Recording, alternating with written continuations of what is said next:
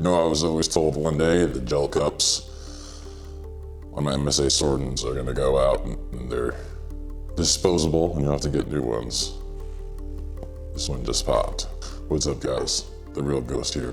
I came across an interesting video the other day from Dirty Civilian, a civilian CQB guide, which I thought was probably the best civilian CQB video out there. They had someone from Bear Solutions out there to assist, to give consulting on what is just more practical for civilians in CQB. Because they did a really funny skit in the beginning. A very nice cinematic skit, by the way. Dirty Civilian, I know you guys are probably going to watch this, and I'm sorry if I use some of your clips in this.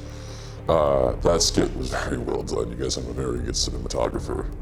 If you can't tell already, I'm one myself, so I loved it. It was very good. One thing in that funny skit that stuck out was when the former operator watching them do this, which looks like a really good CQB flow, but with no purpose, and that was the whole joke of it. This is what Drew Hopkins said they were training for. What is this? What is this supposed to be? I mean, we were kind of thinking it was like a raid. What? Oh. Okay. That made me laugh quite a bit because that's what I feel like a lot of you are training for. A raid. And let's get that straight. That CQB like that is a raid. I know that throwing on this helmet, popping down your nods, throwing on that plate carrier, and rolling through that house like cool guy shit with some cinematics going on. You got some Michael Bay shit going on with some cinema cameras. Yeah, it's sexy. It looks good. It does. People go, oh, it's for the gram. Looks good, right? I'm not gonna lie. It looks great. I love it. But what are you rating? What are you rating?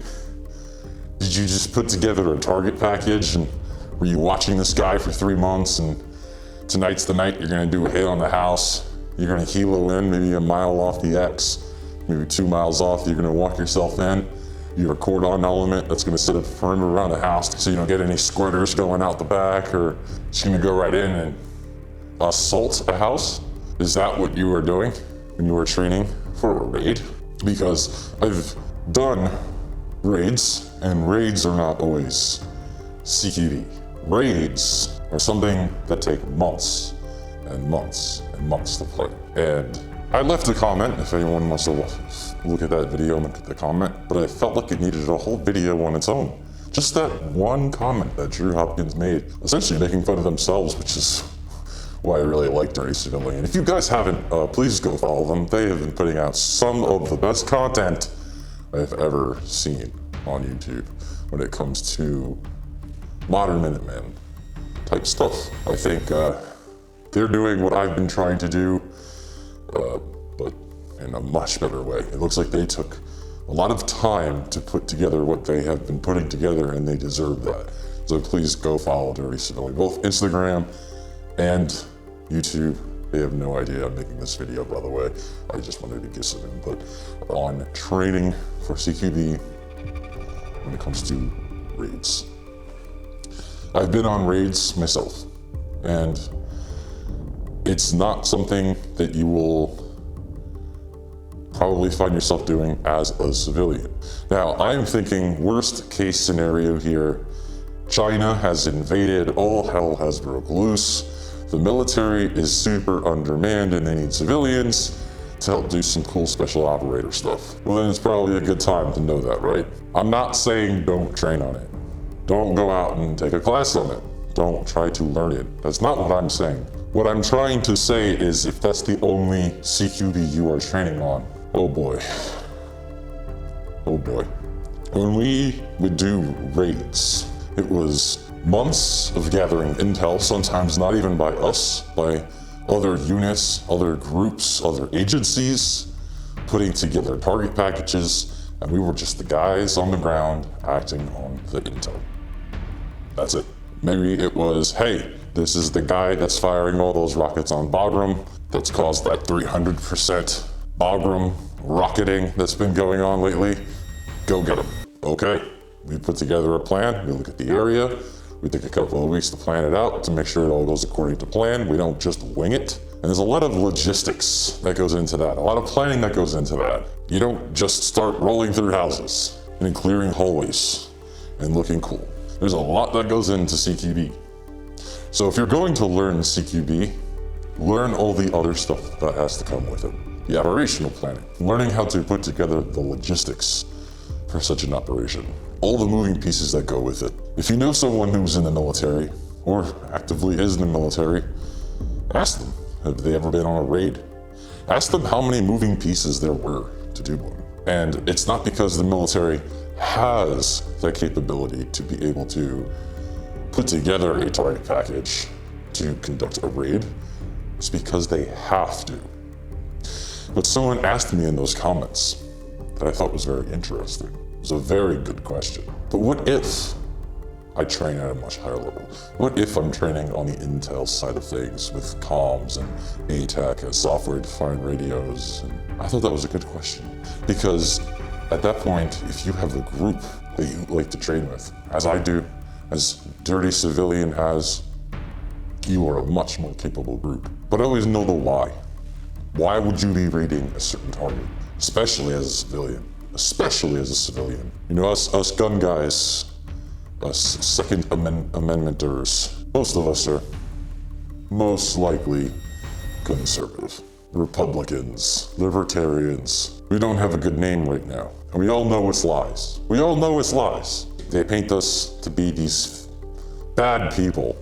I don't want to use some other words, but we all know those words. Don't give them a reason to hate you even more by showing yourself on YouTube, on Instagram, training for a raid. Because what are you raiding? Now, that's not me asking that question. That's them asking that question.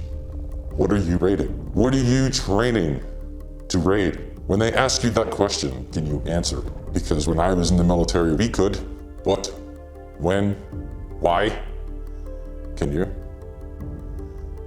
Probably not. There is a little disconnect between the civilian and the military side.